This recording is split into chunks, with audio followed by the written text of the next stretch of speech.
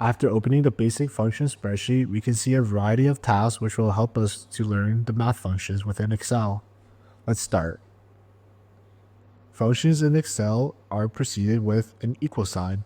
So for normal addition, subtraction, multiplication, and division, with all arithmetic functions, we can use equals, and then let's say for addition 5, and then plus 10, enter.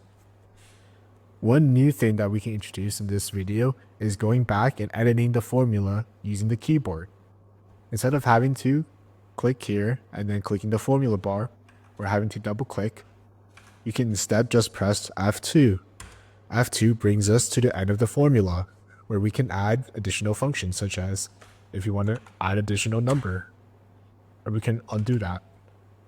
And moving down, we can also do the same thing with subtraction. Equals 13 minus 5 minus 12, enter.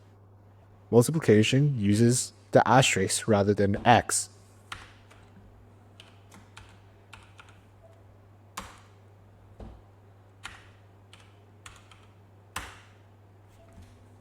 One thing to note in Excel is that Excel actually calculates in order of PEMDAS.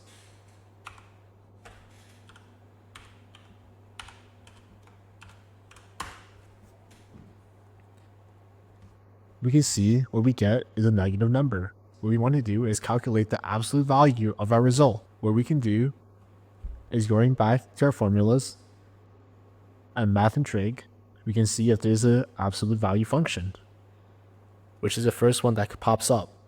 What we can do is click, and what we can reference, instead of having to type in this number manually, we can click here and just click this cell.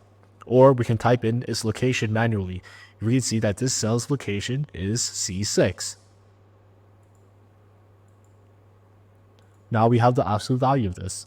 Our next function is to actually round this number. Instead of going back to the formula in the ribbon, we can use the keyboard. Equals, round, open parentheses, and then our number, which we can click here.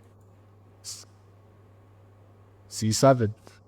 And then comma, and the number of digits, which is our next argument, and then close, enter.